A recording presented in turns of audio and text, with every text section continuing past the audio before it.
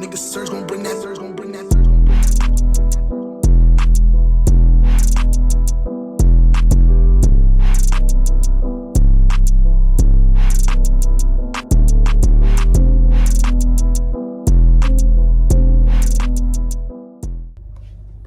What's going on, YouTube? Welcome back to another episode of Talks with DHAWKS. I'm Devon, and I'm here with Tanny. Real talk. Let's get it. Appreciate you being here, my brother. Appreciate you working. having me, Let's man. get it.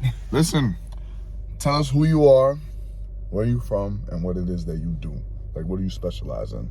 So my name is Tanny. I go by Real Talk. I do an abundance of different things. So I do photography. That's what a lot of people know me as. But on the side, I do spiritual practitioner work. I also do things like divination tools, so tarot, astrology. What else do I do? I practice herbology.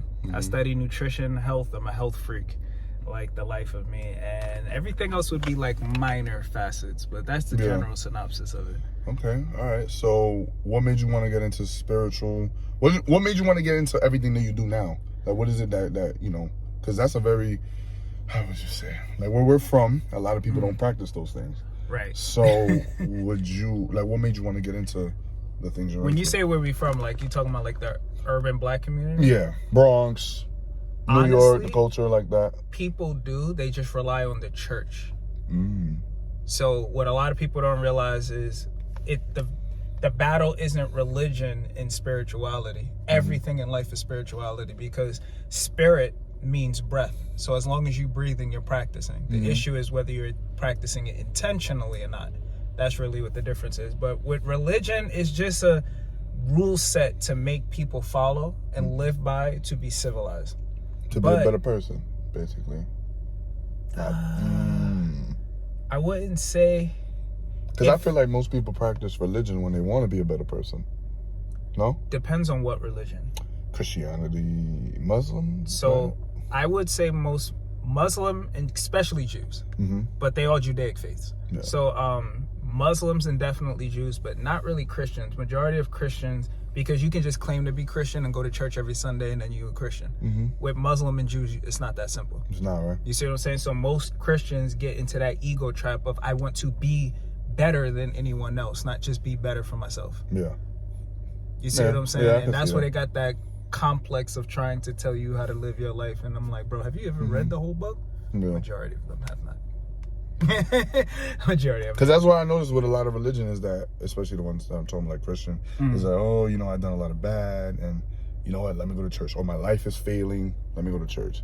And that's why I would see, it's like people don't really practice it for the good reasons. It's because their life is bad and they want something good to come out of it. Or they want forgiveness. You know what I'm saying? Usually starts with an awakening. So that's that's how everything should start. It doesn't matter how you've got into that awakened state. That's not a good, would you say that's not a wrong thing, a wrong reason to start practicing? Okay, cool. No, because it starts with you either looking for, it's either you're aware of a higher power or you're looking for answers. Either way, the start doesn't matter. It's just the way you go about it. Because most people end up, let's say the Christian faith, not to kind of harp on them too much, but they'll get into this space where it's like, all right, my life is a mess. My life is in shambles. Shit show. Yeah. Everybody else around me is quote unquote Christians. So let me go to the church to find answers. And then they get answers. And then they have like this superiority complex. So if you're not Christian, then you're not living life properly. Yeah. And that's when you get a lot of, what you call this? Jehovah's Witness, or like strands of Christians, a lot of weird. But if you think about it like this, I'm not sure if anybody can just be a Jew, but if you wanted to be a Muslim, you have to learn Arabic. Really? Okay. You have to know the Quran. You have to know these things. You're tested before you even get. You cannot just say, hey, I want to do this, and then that's it. For a Christian, you don't even need to read the book. You just need to go to church. Yeah. So you see the difference between the two. That's why most Muslims and Jews, especially Jews just mind their business. But most Muslims, they usually just keep to themselves. They're not trying to push it on anybody. They just want to be left alone. Facts. But to answer your question, how I got here, it definitely did start with depression. Really? Yeah, the crazy part is I didn't even know I was depressed until I did psychedelics. Really? Yeah, I was atheist before that. How did you like come to find out you was depressed with psychedelics? It's so what psychedelics do Mm-hmm. is it enhances your nervous system, Yeah. so you can feel things. So I was able to feel the weight of the world on me. I was able to feel like this is where my energy should be and this is what it's off. Mm-hmm. I was able to feel other people's energy. So I knew what people's energy didn't align with me. I wasn't bugging when things wasn't feeling right and thinking it's something else or someone else. And then when you do psychedelics, you can really feel that shit. Yeah. So it just heightens your awareness, and then you having experiences that books and people can't explain. No. Like when you start seeing shit moving, how the fuck do you explain that? That's what I'm saying, because I'm scared to try those things because I try to suppress what I feel, and I don't want to let it consume me. So I'm scared to try those things because I know it's going to finally come out, and I don't know if I'm ready for that, that Here's a kind good of perspective. thing. Yeah. You're already consumed if that's your mindset. You just don't want to be aware that you are. Yeah. Facts. But there goes the choice. You can either live life unintentionally, being a battery for someone else, just like the Matrix movie, still plugged in, or you can become aware of it and have at least some level of control over your life. So at least when you fuck up, you can't blame nobody else. You're like, that's my bad. I know I can change that and pivot and head in this direction to better my life. But awareness is key, and a lot of people love that ignorance is bliss. And psychedelics is not going to allow you to be ignorant. You're going to feel everything. Do you still use psychedelics Hell yeah. often, or as much as you did before, less? Seasonally, more often than I used to. Well, I've always been on it heavy. So even when I started, I used to do it every single weekend. But it's always spring and summer, especially summer. As of lately, I haven't, because every drug has its impact on your mental. So when it comes to psychedelics, it's like a disassociation from reality. Right now, I need to stay in my reality because I'm trying to manifest. I'm trying to get my bread right. Yeah. I can't be out here in La La Land all the time. Yeah. You see what I'm saying? So it does have its drawbacks, but it's only the disassociation with reality. Like, it pulls you out of it. Some people are really stuck and fixated in their reality. And like any other situation, if you're having a problem, isn't it best to back up and look at it in a different perspective? That's what psychedelics does. So it pulls you out of your existence, so you have a grander look at where your reality sits. I was gonna say third eye view, right? Or like a third person view? Bird's eye view? Yeah, or third person. Third person kind of view. Yeah. Okay. So a lot of people where we're from build strong connections and bonds through trauma, despair, and hardships, right? I personally think you actually become closer with people the more damage and like fights and hardships you go through with them. Do you agree? Do you disagree? One more time with the question. So I think a lot, like, let's say me and you have been friends for years, and through those years we fought a lot. We're poverty, or we a lot of like even you with depression. Let's say I was depressed and we just had a lot of bad times, and then we come up together. I feel like we would have a better bond with each other, or brotherhood, more because we went through bad things. And I feel like that's what a lot of, like, the people where we're from, New York, Bronx, this environment, a lot of us struggled or have struggled. And I think we build bonds that way with other people who have struggled. You talking about trauma bonding? Yeah, I would say. Oh, you never met your father? I never met my father either. And then boom, our friendship forms through that. Like, I see a lot of that, you know what I'm saying? So do you think that's a good way? Do you think that's bad? Like, what are your thoughts on that? It depends on what's the foundation of your relationship. If the foundation of your relationship is sitting in the trauma, then it's problematic. If your foundation of relationship is overcoming the trauma, then it's productive. So it really doesn't matter what the foundation is. And you don't really want trauma to be the foundation in general, because all that happens is, let's say we have a trauma bond, but we meet at a time where I'm fixing myself, but you just happen to be at that one state of your life. Yeah. And then when I continue to grow, and I'm there's still no stuck. foundation. Now I'm mad at you, or it's like it's not fair because you're doing better. We're supposed to both struggle. Yeah. It could work in plenty of ways. That's why when people are starting to better themselves, and then they start having weird fallouts with their friends that surround them, and then they start seeing like envy come out, jealousy, greed, gluttony, all these other sinful things coming out. I like to ask them, why you ain't noticed that before? It's because you was too busy trauma bonding. Mm-hmm. You see what I'm saying? Trauma bonding ain't a bad thing. It's just you don't want the bond of trauma to be the foundation of your relationship. So when I look into relationships, the first thing I ask is, are we improving in our lives on our own without each other? Yeah. That's a good foundation. Clear communication, that's a good foundation. Trying to take accountability, that's a good foundation. There's a plenty of different qualities of a good foundation. But the trauma bond can bring you together, yeah. But think about it, 50 Cent went through a whole life in the ghetto. Yeah. Right? So he yeah. can speak to anyone from the ghetto, but is he really gonna bond with you if you're still in the ghetto compared to where he is now? No, because he's moved past that part of his life. He's better himself, and he's elevated. Right. You have people who grow up in poverty with nothing, and we learn to navigate life with nothing. Some people never get out of it. However, on the other side, you have people who grow with, subjectively everything, and they can thrive with every single thing, but when they come together, they can't navigate. Yeah. So if you take someone from the poor and you throw them in a place where everybody's operating in abundance, not only are they disconnected, but they can't relate, but they can't thrive at all because they can't relate to anything. Yeah. So no matter what side of the coin you're on, you're always at a disadvantage to the other perspective. That's true. The key is to be able to relate and excel on both sides. Yeah. Because you're always going to have up and down. But if you come from the hood, then you only thrive in the down. That means if I give you $1 million, where you going straight back to? The ghetto. You see what I'm saying? The nicest car, clothes, things that's not really going to help you better or for the long run.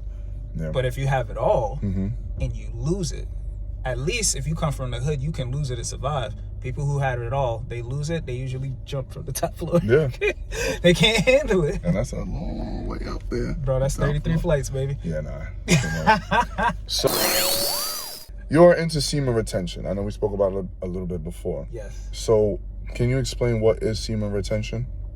So there's different ways to practice it and to deal with it, but on the simplest form, it is practicing discipline with your ejaculation, essentially.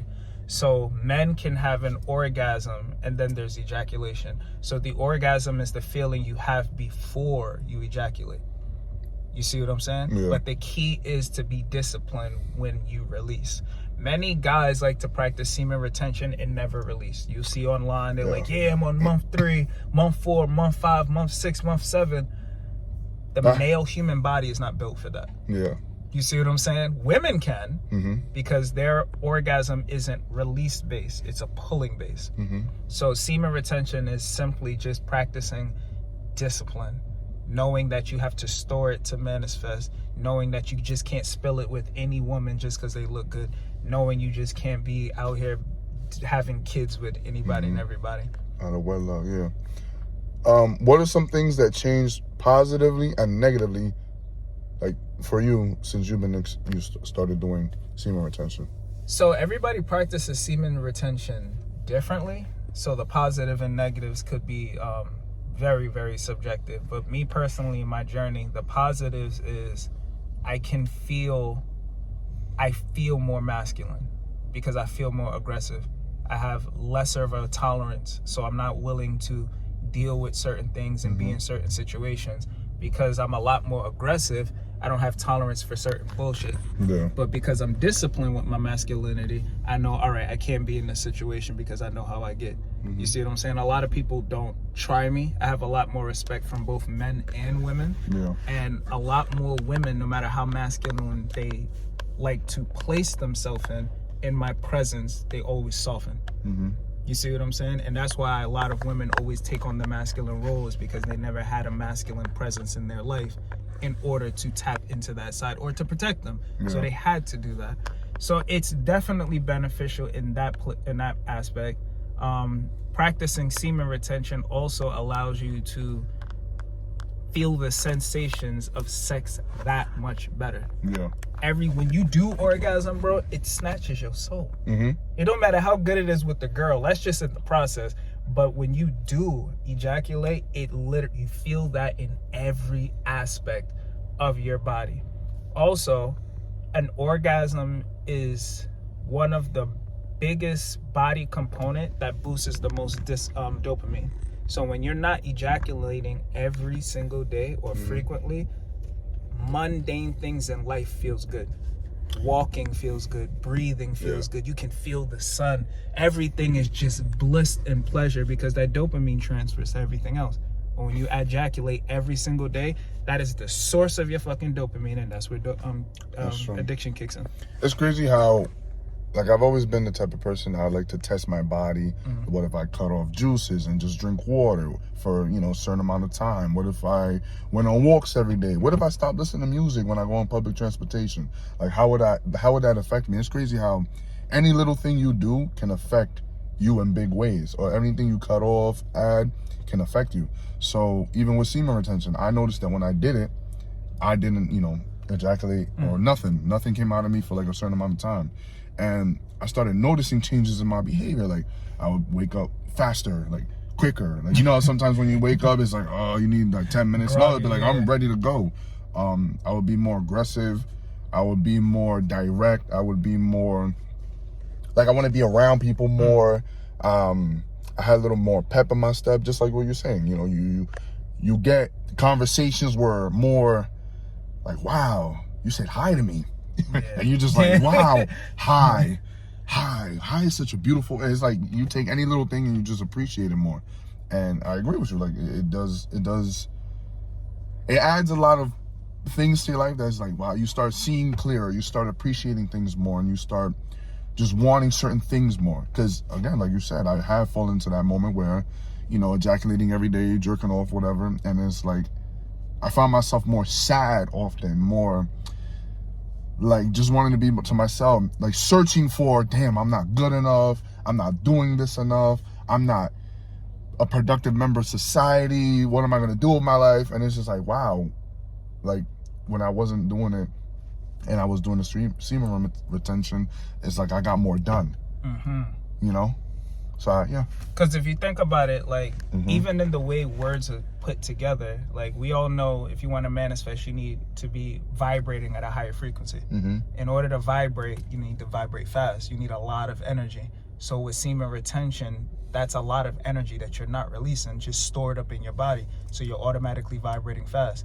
That equals vitality. You see what I'm saying? So sexual energy, high frequency, and vitality all work hand in hand. You need that whole aspect in order to build anything in your life. So if you lack in confidence, we all gonna dip back and forth in confidence between confidence and vulnerable, but you can't build yourself up from a vulnerable state into confidence without energy. The key word is build. You see what I'm saying? When we ejaculate and we actually reproduce, we're building a life. You take that energy, you hold it in, keep it to yourself, you can build up yourself. Not only that, but in the animal kingdom, think about it, you can have a smaller wolf against a bigger wolf, and that smaller wolf will punk that other bigger wolf if it's more fertile. You see what I'm saying? When you are more fertile, any man who lacks fertility will always cower in your presence. When you are more fertile, any woman who, especially if she's ovulating, she's gonna soften in your presence. And that makes you super fucking confident, bro. Like, ain't nothing can touch you. Even if you reject it, it doesn't matter. But here's the key factor. Every time you ejaculated, there's something that calls, every time you ejaculate, there's something that's called a refractory period. Explain. A refractory period means that when you ejaculate, your hormones and neurons send off a cascade of different effects in your body, right? And it tells your body that you're no longer in work mode, you're in relax mode, you're in reproduction mode. So that refractory period calms you, you're more mellow, you just want to relax, you don't want to do nothing, right? People or men who are used to ejaculating frequently, their refractory period lasts longer. So it can last 7 days, 8 days, up to 10 days off of one ejaculation. When you practice semen retention, it shortens that. That's why most guys, if they have sex now, they're not even really in the mood, especially as they get older, until like a week. Yeah. However, with semen retention and you doing it wisely, bro, you can go like 2-3 rounds if you want to. But when you practice it enough, you're not gonna want to, because you don't want the refractory period, because y'all got to get back to the money. So for people who are very, and I want to go back to, I forgot what that movie's called, Wolf on Wall Street, I think, where he says that he, you know, jerks off to keep him going or relax him. That's what that is, right? So it also depends on because those men move in like a high efficient rate. They're always working, always busy, always doing so. So does that like bring them down? Also, a lot of in regards to that movie, yeah, a lot of them did cocaine. Yeah. So if you're always up on uppers, then that also goes with anxiety. If your energy is so chaotic and highly charged, most people are addicted to masturbating to keep down their energy. That is a poor way of an energy management. Oh, okay, so that's not good. No, okay. Not for that reason. You see what I'm saying? But because I would do it sometimes if I'm feeling anxious or I'm stressed. Sometimes I would do it just to relax me. Me too. Or if I go long periods of time of depression and I'm like, I need to feel pleasure. You see what I'm saying? And that's because you're not feeling pleasure out of anything in life. Yeah. I like, they call it frolicking. Have you ever seen those videos when they're like running? They're like, I'm frolicking, bro, I'm frolicking. Yeah. So I don't run through the grass, but I come out here, I put my blanket down and I just sit in the sun. I can feel the pleasure of the sun hitting my skin. Until semen retention, I've never felt that level of pleasure. I never really enjoyed or admired even going outside on a nice day, especially if I had work. Now I be running outside. Everything is pleasurable. The food tastes amazing. You can smell nature. Everything. It's like it's like looking at the finer things in life and just appreciating even the birds chirping. You know, the people walking. You're just like, wow, people. Instead of thinking, damn, all these people outside. You're like, wow, people are really outside. You know, it gives you a change of perspective. Also, even when you do end up having sex, it makes you more sensual. You see what I'm saying? So your sense of touch, everything is your nervous system. When you're no longer overloading it with ejaculating all the time, it's very sensitive. So now you're aroused by the smell of a woman. Now you're aroused by the texture of her hair, caressing her skin. You're aroused by her being aroused. That's how sensitive you are. That's crazy. So it becomes more about building up her to climax, because you know you can feed off of that. And when you do advanced semen retention, that's when you can have sex and still don't ejaculate. You can have orgasms multiple times in a session, but you don't ejaculate.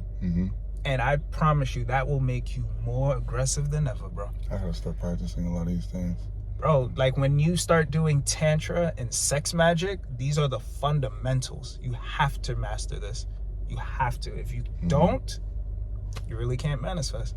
Do you feel different from people, or do you feel like for the people closest to you, are the people closest to you knowledgeable in the things that you are knowledgeable in?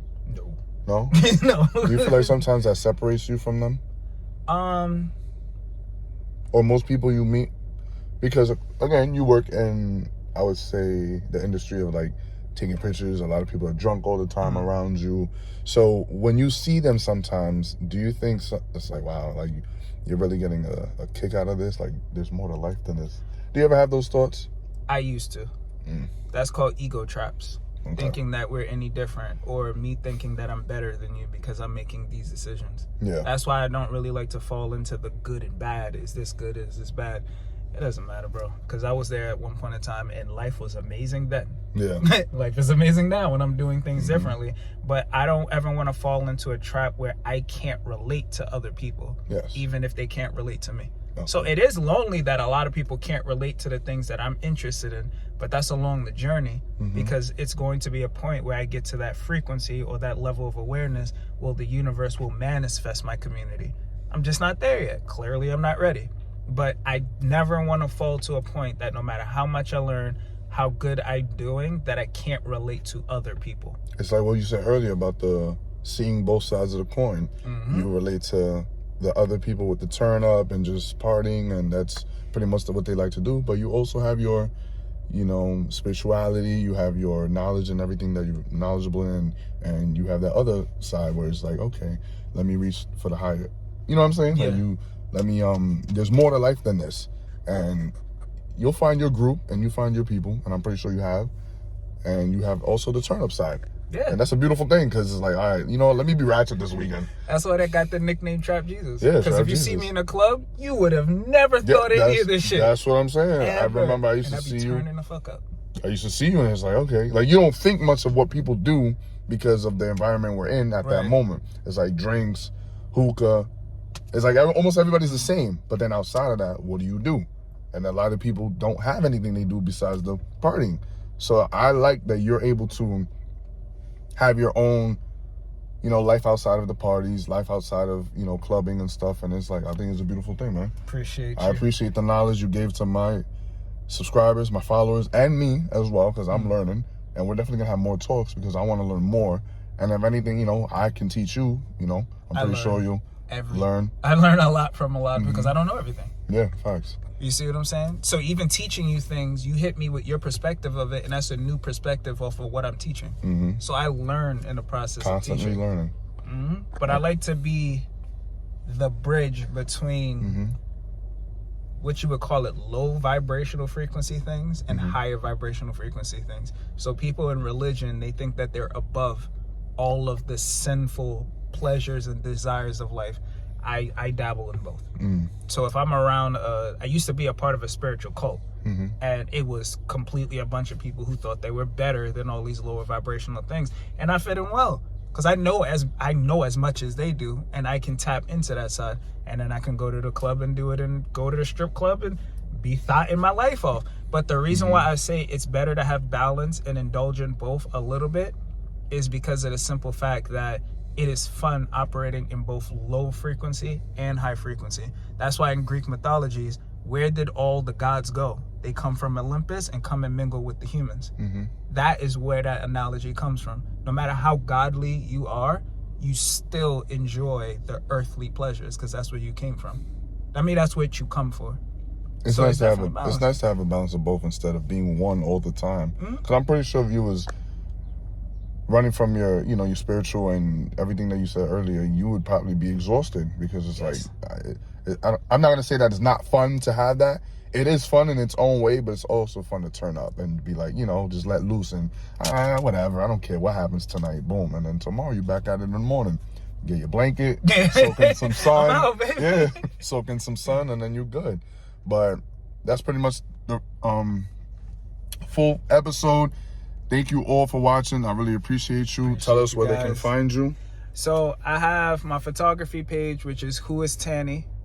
And then I have my other page, which is at Real Talk. So RealTalqk. And if you have any questions, if you would like a life consultation, I do bookings for that as well. Tarot, astrology, just asking me life questions. I haven't gotten to a position where I wasn't able to give someone an answer or help them look. So I'm down for it all. All right. Make sure you like, comment, subscribe. Thank you all for watching. Talks with DHAWKS. Let's get it. Let's get it. Niggas surge gon' bring that.